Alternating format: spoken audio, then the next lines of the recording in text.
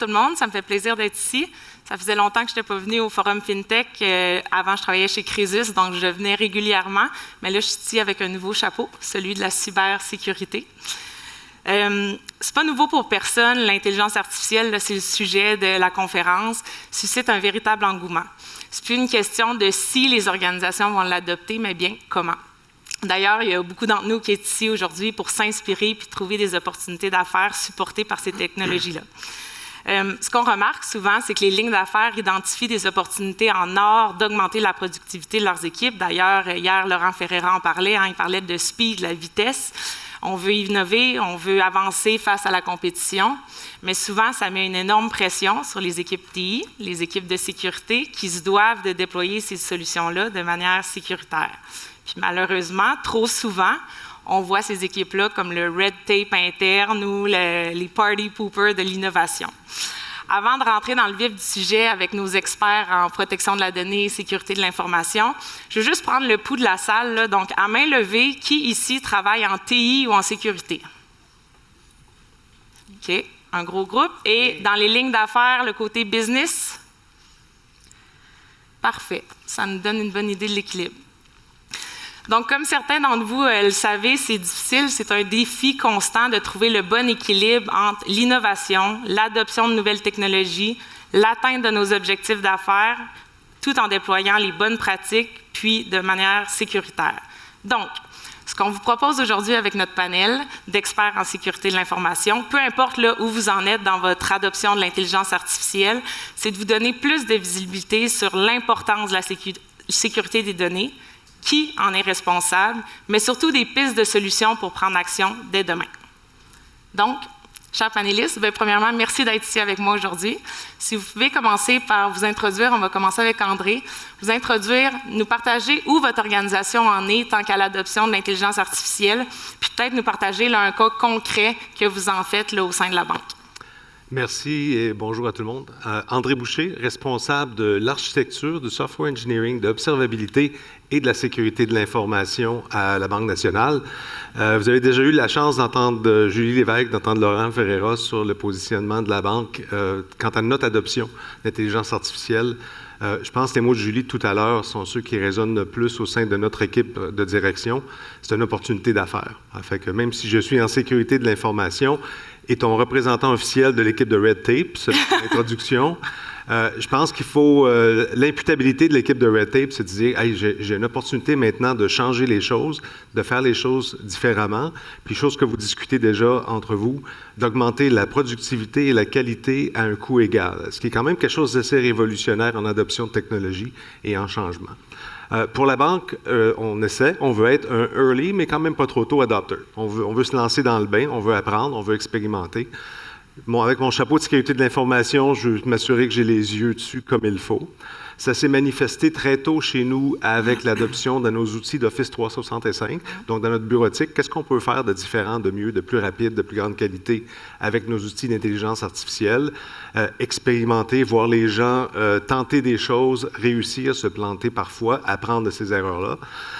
C'est un volet très important. Et la communauté de développeurs, eux, qu'est-ce qu'ils vont faire avec ça? Fait que chez nous, c'est GitHub Copilot, qui est un outil. Et encore là, c'est la même chose, c'est le même processus.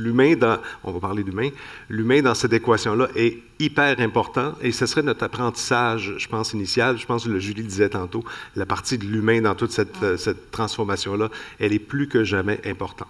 Fait que j'arrête là-dessus, puis je laisse une chance aux collègues de continuer. Geneviève? Oui. Alors, Geneviève Bertrand, je suis première directrice en sécurité de l'information chez Investissement PSP, également responsable de la gestion de crise. Heureusement, il n'y en a pas trop souvent des crises, fait que je suis surtout occupée avec la sécurité de l'information.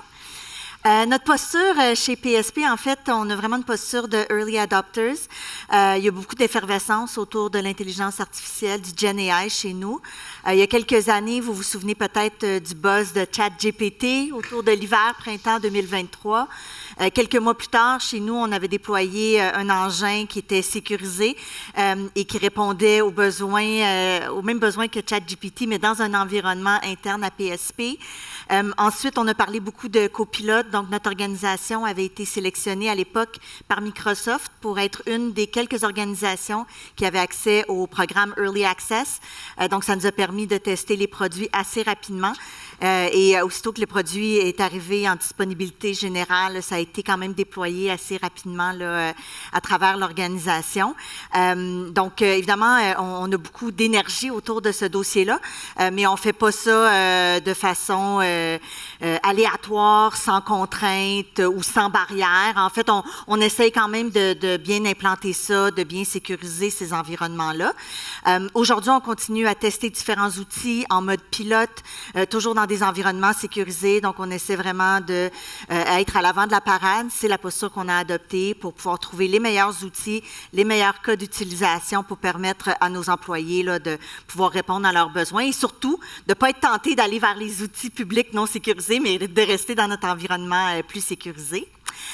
En termes de cas d'usage, je dirais là, que la grande majorité des employés chez nous ont vraiment appris à utiliser les outils de l'IA, plus spécifiquement Copilot. Donc, on est une firme quand même assez focusée sur Microsoft. Donc, en grande majorité, on a des employés qui utilisent ces outils-là pour augmenter leur productivité, leur efficience. Mais sinon, si on va dans les cas d'usage qui sont plus spécifiques à la finance, on a des projets particuliers qui ont été développés dernièrement. Entre autres, un agent virtuel qui supporte les analystes en finance, qui supporte les investisseurs aussi, pour analyser, cruncher des grands volumes de données non structurées et produire des outputs qui vont aller donner un coup de main dans les décisions. Donc, le type d'output qui peut être produit par ces solutions-là, c'est par exemple un portrait complet d'un partenaire avec lequel on voudrait travailler dans le contexte d'un investissement, un guide de préparation pour un appel, justement dans le contexte aussi d'une discussion d'investissement. Donc, ça, c'est un cas vraiment concret qui est utilisé chez nous. Un autre, peut-être rapidement, on a développé un outil qui permet de valider les contrats pour les produits over-the-counter, qui ne sont pas toujours simples à décortiquer, et de s'assurer qu'il y a une réconciliation entre le contenu des contrats puis ce qu'on s'attend à retrouver dans ces contrats-là. Donc, ça se multiplie, ça fait des petits là, chez nous assez rapidement. Super. Giovanni. Oui. Bonjour tout le monde, Giovanni Sansalone du Mouvement Desjardins. Je suis responsable de l'évolution des services de sécurité pour le mouvement, qui inclut le volet sécurité de l'information, tout ce qui est fraude, blanchiment d'argent, sécurité physique, ainsi de suite pour le mouvement. Et un peu comme mes collègues, je pense qu'on voit l'opportunité avec l'IA générative, l'IA traditionnelle, l'IA quantum qui s'en vient là, comme une grande opportunité vraiment qui va transformer non seulement notre industrie, mais l'ensemble des fonctions et des métiers qu'on a au sein de l'organisation.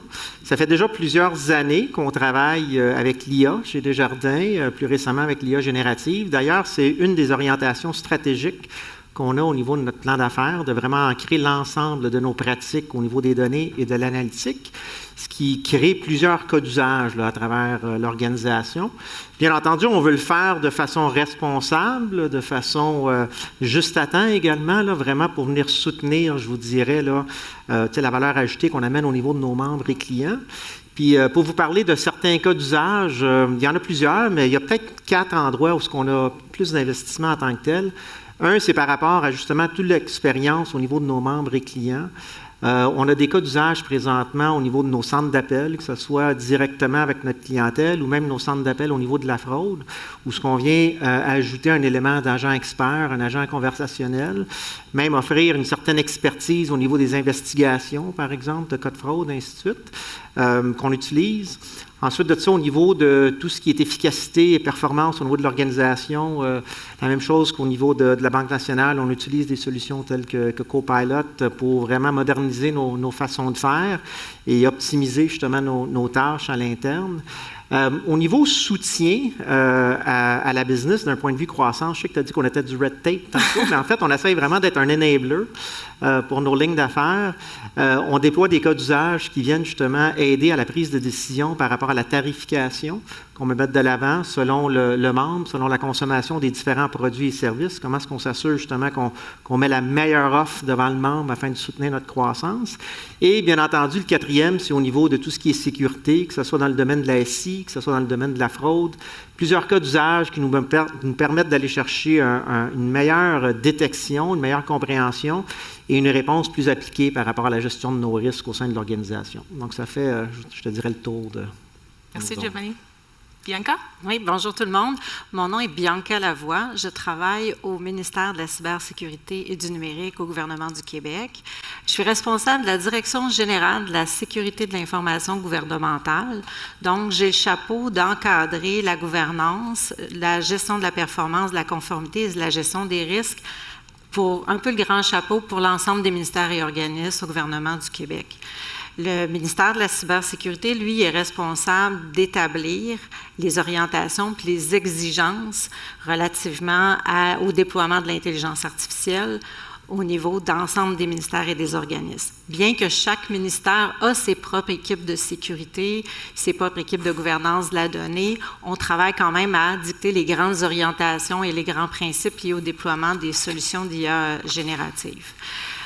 Au MCN, c'est sûr que la complexité du fait d'avoir 300 organisations avec des besoins d'affaires différents, avec des maturités de gouvernance de la donnée différentes, avec des postures de sécurité qui sont variables, présente des défis de taille là, pour nous autres. Mais on travaille vraiment avec des équipes, des comités interministériels pour adresser les enjeux liés au déploiement de l'IA parce qu'on est très intéressé à optimiser nos services en efficacité, en efficience pour des meilleurs services aux citoyens.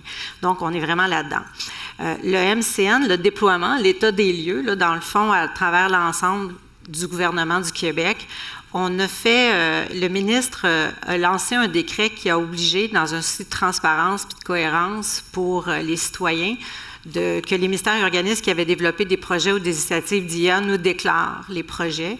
Donc, en 2024, on a fait une recension, puis il y a au-delà de 168 initiatives qui ont déjà été déclarées par les ministères et organismes. Ça exclut par contre les initiatives touchant la cybersécurité, on s'entend là-dedans. Puis si vous voulez savoir un peu l'état des lieux, vous pourrez aller voir sur notre site, là, c'est déjà publié. Donc, pour aller voir la ventilation dans les différents ministères, lequel a déjà emboîté le pas. Au niveau ce qu'on a constaté quand on a regardé un petit peu le bilan à haut niveau, c'est qu'on voit autant que des solutions d'IA génératives prédictives que des solutions d'IA génératives plus génératives, dans le fond, comme Microsoft 365, tout ça, là, qu'on a vu vraiment le déploiement. Si on regarde les cas d'usage, nous aussi, ce qu'on a été chercher de voir, c'est l'optimisation puis la mise en commun de ces pratiques-là qui sont en train d'être déployées dans différents ministères. Donc, c'est sûr que nous aussi, tout l'aspect d'optimiser les pratiques de bureautique, toute la question de la gestion documentaire, la production de documents pour aller chercher un souci, l'automatisation aussi, améliorer les services à la clientèle, c'est des choses aussi qu'on voit qui ont été déployées. Puis au niveau des IA prédictives, on voit davantage aussi des solutions pour faire dans le domaine financier. Je vais regarder mes petits exemples parce que ce n'est pas directement mon département. Mais on a travaillé volet détection de fraude, prévision commerciale, analyse prédictive au niveau des dossiers à risque de non-conformité fiscale. Donc, on voit vraiment qu'il y a des ministères qui ont mis en place des solutions pour justement être en mesure d'offrir des meilleurs services et pour répondre aux besoins de leurs besoins d'affaires. Donc, je vous dirais, en gros, c'est pas mal ça qu'on voit. Le défi pour nous, on parle de sécurité, mais c'est vraiment le train est parti, hein, ça va très, très vite. On s'est posé beaucoup de questions sur est-ce qu'on ralentit, on fait-tu un pas de côté? Parce que beaucoup de ministères nous demandent de définir les postures. On l'entend souvent aussi, bon, le gouvernement va-tu se positionner, va-tu nous donner la ligne? On est prudent dans la posture à prendre parce que les besoins d'affaires, comme vous, dans vos organisations, sont variés, sont différents. Les risques sont variables d'une entreprise à l'autre, donc d'un ministère à l'autre. Donc, il faut être capable de le regarder dans une perspective vraiment 360 pour nous avant de prendre une posture. On travaille actuellement à définir on a défini des énoncés de principe, puis on travaille sur des documents de gouvernance qui vont venir donner des orientations puis des lignes directrices plus claires et des exigences au ministère et organismes. On fait ces travaux-là actuellement. Donc, je dirais le défi, à travers tout ça, vous avez vu, je vous ai parlé beaucoup d'équipes de gouvernance de données, de sécurité, TI, mais on a aussi à cœur de placer l'employé au cœur de tout ce changement-là parce qu'au day-to-day, c'est lui qui a utilisé ces outils-là. Donc, c'est vraiment dans cette perspective-là aussi qu'il faut se préoccuper de l'employé au cœur de nos réflexions dans cette transformation-là aussi. petit mandat sur lequel vous travaillez. Je vais commencer avec vous, mesdames, là, pour poursuivre. C'est le sujet de notre panel, hein, dans un contexte de protection des données et sécurité de l'information.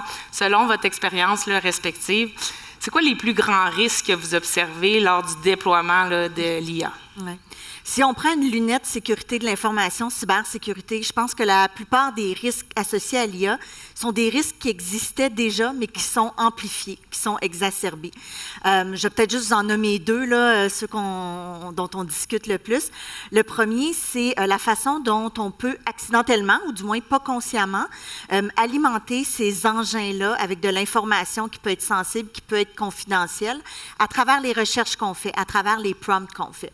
C'est pas un risque nouveau, là. Ça fait des années, comme équipe de sécurité, qu'on dit à nos employés, envoyez pas les documents de la compagnie dans vos OneDrive personnels ou sur votre courriel personnel. Donc, ça fait longtemps qu'on parle de ce risque-là d'exposer de la donnée à l'extérieur de nos environnements sécurisés.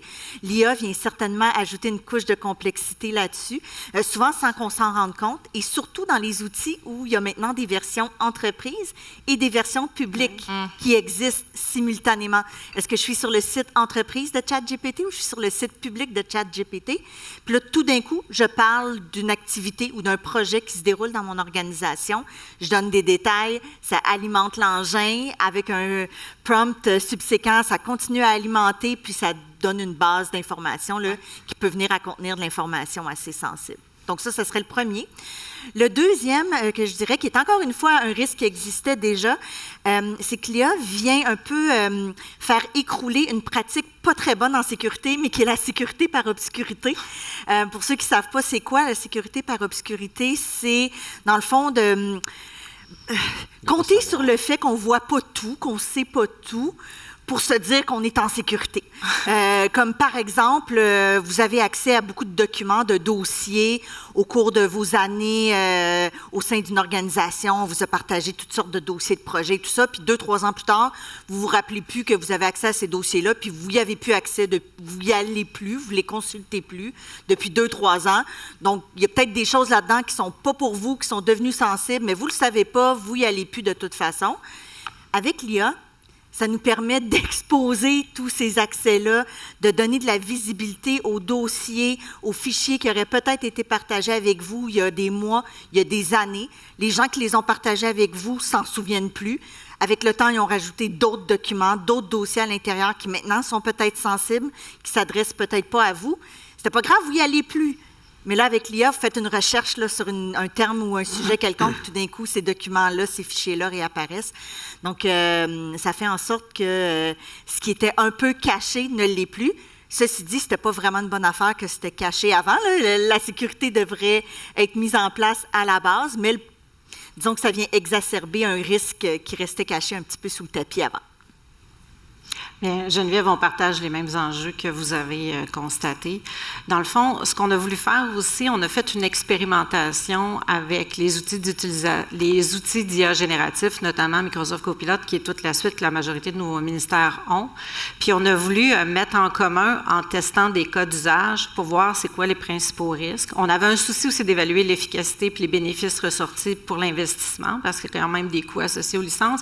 Mais du point de vue sécurité, on a exactement voulu voir ces risques-là. Puis nos équipes de sécurité, ce qu'ils ont vu, on a vu des cas spécifiquement, comme tu viens de dire, là, du surpartage des fichiers, du nettoyage des données dans les répertoires qui n'a pas été fait. Fait que c'est des choses qui ont été exacerbées. Donc, c'est pas l'IA qui a amené ça, mais en utilisant des solutions comme l'IA, ça nous a permis de voir que des employés pourraient avoir accès dans les prompts qu'ils font à des données qui est parfois sensible ou techniquement qui ne devraient pas avoir accès ou que dans leur statut, dans l'évolution de la carrière, dans leur travail, normalement, ça n'a pas été balisé. Donc, toute la gestion documentaire, la gestion des accès, la gestion des répertoires, c'est quand même une assise dans les fondations traditionnelles de la sécurité qui doit être présente, mais qui doit aussi se renforcer avec le développement de l'IA.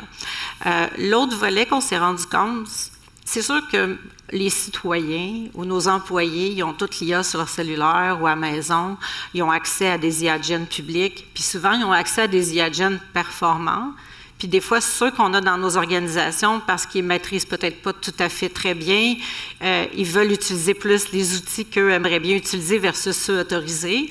Puis là, ça dépend comment l'organisation a pris sa posture pour bien faire connaître les outils accessibles à leurs employés et sinon, de venir confirmer aux employés comment bien utiliser ce que tu nommais tout à l'heure, les IAGEN publics versus celles entreprises. Ça a l'air simple pour du monde qui travaille en TI, mais au quotidien, pour du monde qui ne sont pas en sécurité de l'information, eux autres, ils ne se cassent pas la tête avec ça, ils veulent juste un outil en web, que ça avance, ça soit performant. Fait que ça, c'est quand même, quand je vous dis que l'employé au cœur de cette réflexion-là, c'est super important. Puis la formation, puis leur apprendre, parce qu'on se rend compte, c'est que l'IA est déjà là, le train est parti, l'outil est accessible. Moi, je vous donnerais ça comme l'exemple d'un véhicule. Avant de conduire un auto, tu as eu un cours de conduite, tu as eu tes notions de base en sécurité, puis quand tu t'en vas sur la route, tu es allé pratiquer, tu es capable de lire tes risques et ton environnement. Là, on donne l'IA, puis l'idée, c'est pas qu'on veut pas le donner, mais là, ils l'ont déjà entre les mains. Donc, il faut récupérer ce temps-là, puis prendre le temps, puis je pense que c'était dit amplement ce matin aussi, former, éduquer, sensibiliser.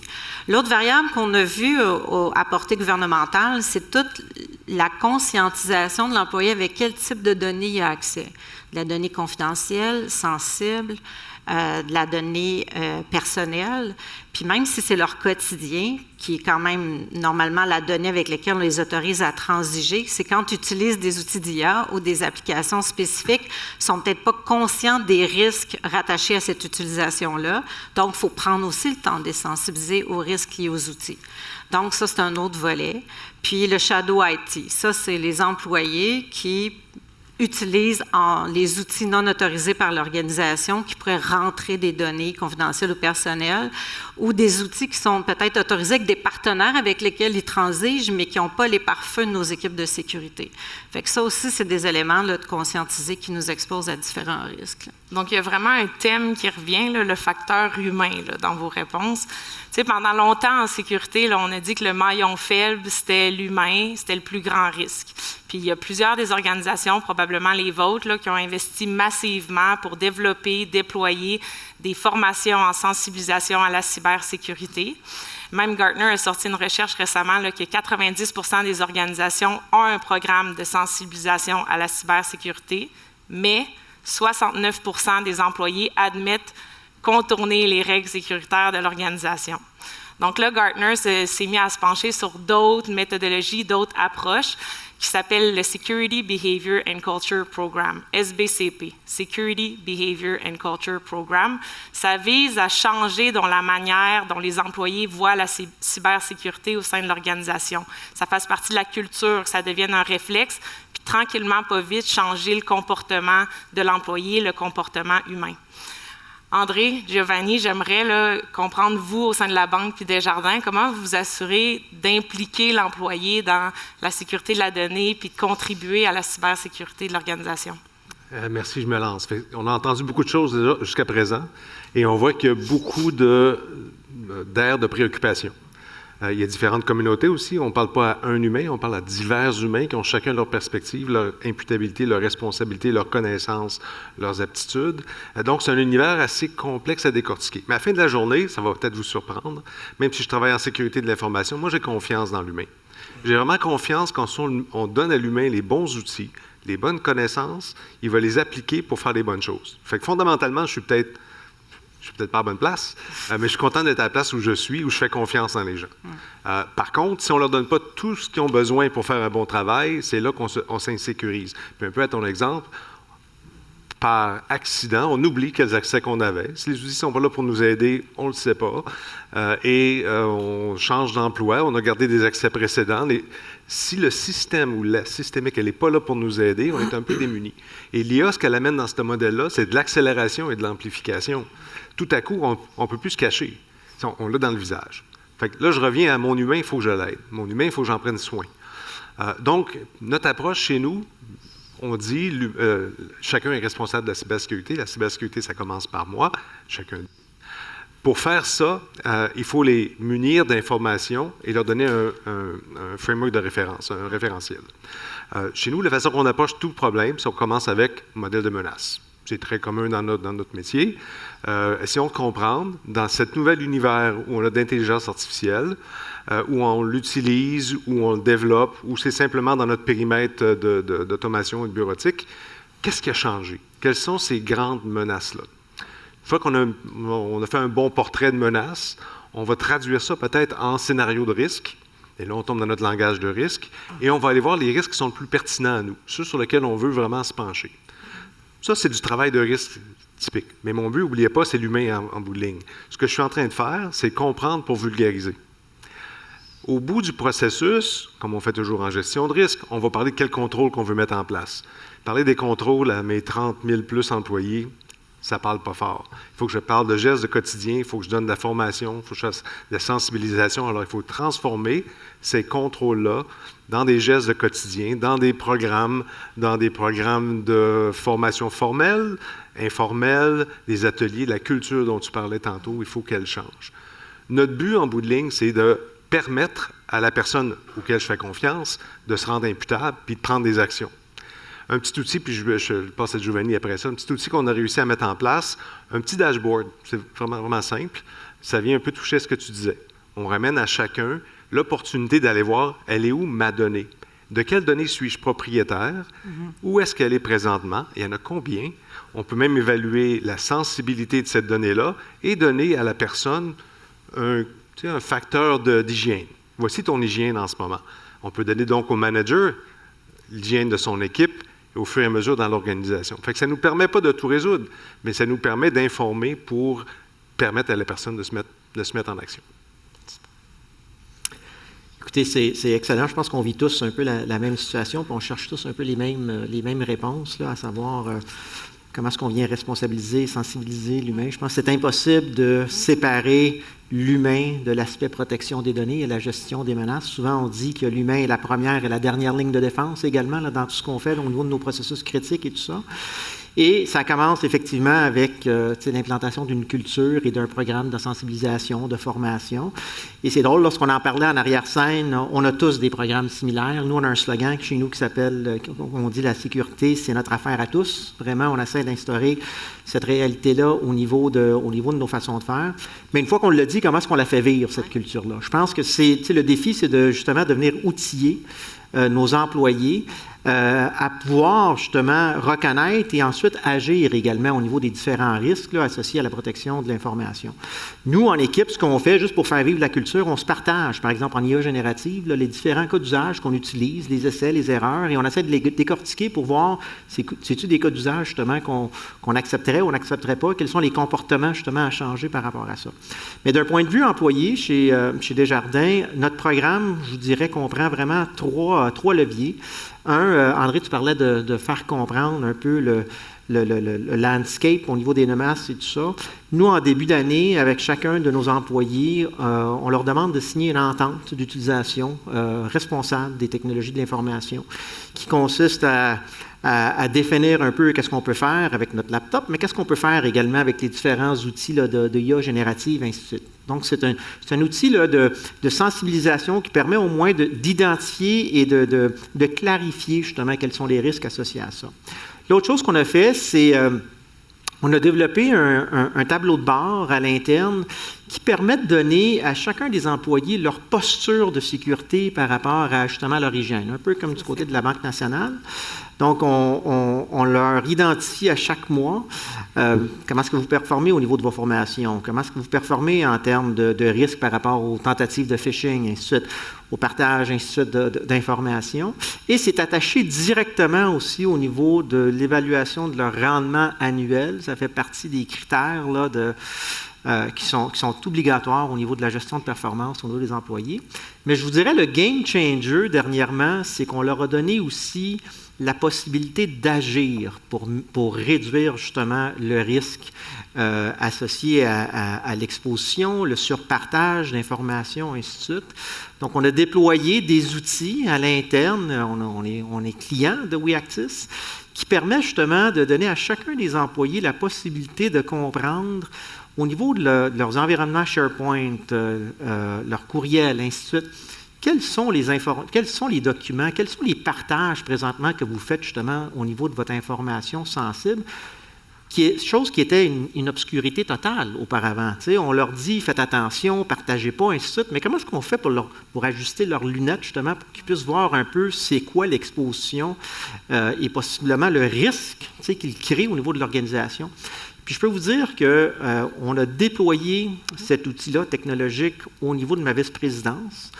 On parle d'environ 2000 employés du côté du Bureau de la sécurité. On a présenté cet outil-là lors d'une web d'employés pour leur dire, on vous a sensibilisé, on vous parle beaucoup de formation, mais maintenant, on va vous donner vraiment un moyen concret de venir réduire le risque d'exposition en vous permettant justement de venir éliminer des partages que vous faites d'informations et tout ça. Et en dedans d'une semaine, on avait nettoyé au-dessus de 300 000 liens et partages d'informations que les gens ne savaient pas qu'ils faisaient au sein de l'organisation. Fait que de leur permettre de passer à l'action, on le voit, là, il y a un désir auprès de nos employés, justement, de pouvoir justement contribuer à réduire le risque au niveau de l'organisation. Et jusqu'à maintenant, c'était difficile. Au-delà de la formation, la sensibilisation, c'était difficile pour les employés de bureau de le faire. Maintenant, on leur donne des outils, justement, pour pouvoir le faire. Puis ça a été un game changer pour nous. Passer de la sensibilisation à l'action, je pense que c'est la clé. Exactement. Puis moi, en complément, je dirais, je trouve ça, c'est tout, je le verrais à l'envers, moi je dirais, c'est comme on rendu une opportunité pour nous autres en sécurité de relancer notre solage, parce que tout le monde veut de l'IA, donc pour être capable d'accélérer le processus de déploiement de l'IA, on peut réadresser les enjeux de sécurité qu'on avait, puis se renouveler aussi dans des pratiques plus personnalisées pour viser justement nos employés, puis les mettre au cœur de ce changement-là.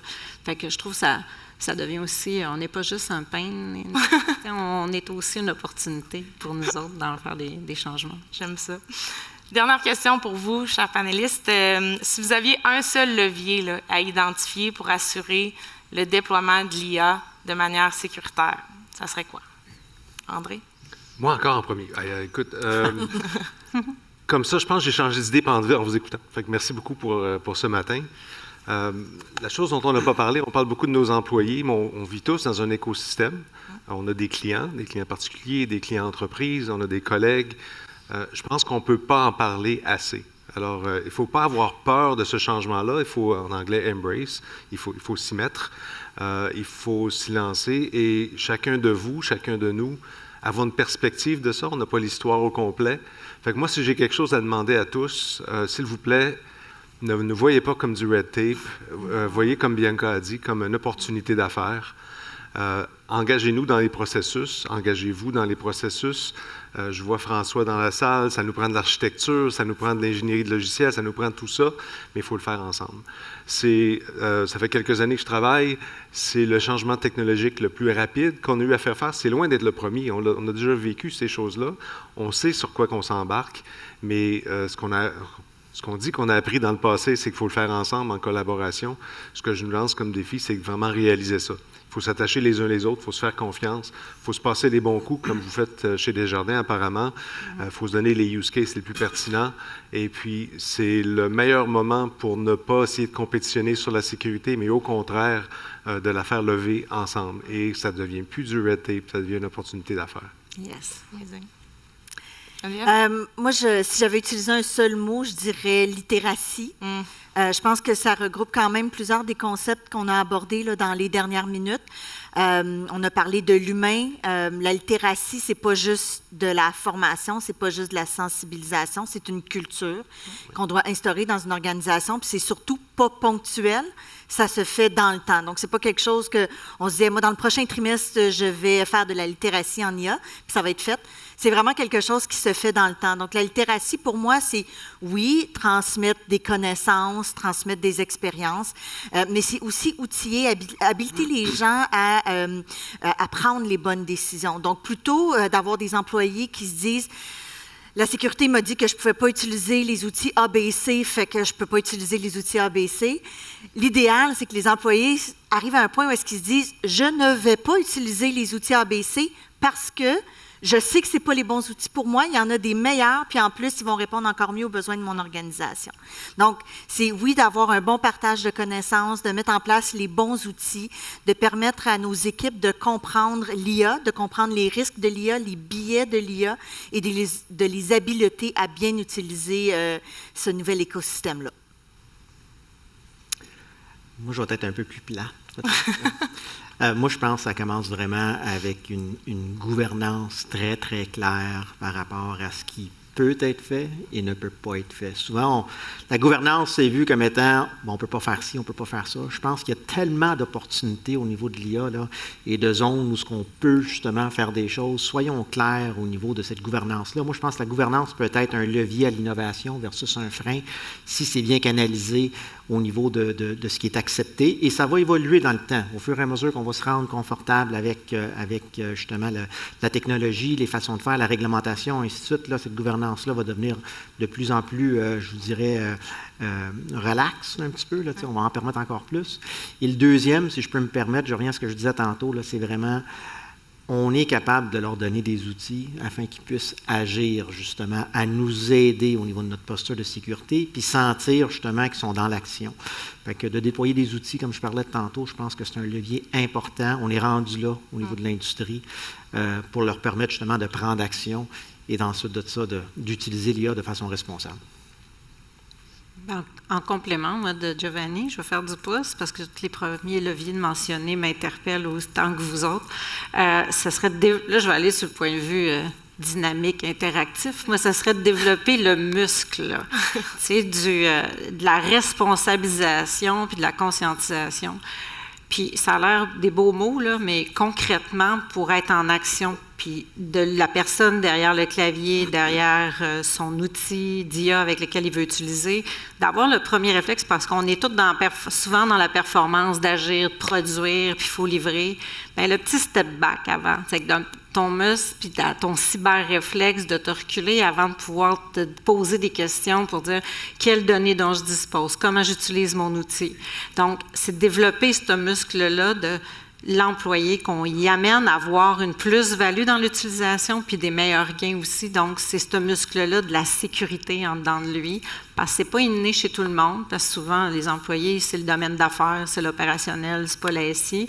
Puis de rendre ça un peu plus sexy et responsable de faire ce volet-là, puis de le porter en dedans de soi, fait que ce serait d'injecter une petite graine de sécurité un petit peu à tout le monde pour qu'ils puissent le faire éclore, puis qu'on la voit un petit peu partout dans les pratiques, ce que l'IA nous amène aujourd'hui davantage. Merci. Merci de votre ouverture, votre transparence. Avant de vous laisser partir pour le lunch, j'aimerais vous résumer 3 opportunités qui ont été identifiées lors du panel. Premièrement, bien, vous le savez, là, vous l'avez compris, l'IA amplifie des risques qui sont déjà existants. Fait que c'est vraiment notre comportement, le comportement de nos employés qui vont faire la différence entre déployer cette innovation-là de manière sécuritaire versus un incident qui aurait pu être évité. Je pense aussi qu'aujourd'hui, en 2025, bien, la sécurité, ça ne peut plus juste tomber sur les équipes TI, équipes de sécurité. C'est vraiment l'affaire de tous. On a entendu certains mottos, certains slogans là, des différentes institutions financières. C'est important d'impliquer tout le monde, de changer la culture pour que ça devienne un réflexe. Il faut que ça devienne aussi naturel que s'attacher quand on rentre dans notre auto. Puis finalement, bien, la collaboration entre les lignes d'affaires, la business puis les équipes TI, sécurité est non négociable si on veut réussir et avancer et innover rapidement, mais encore une fois de manière sécuritaire. Merci beaucoup de votre attention. Vous souhaitant un bon lunch, bonne fin de forum. Merci.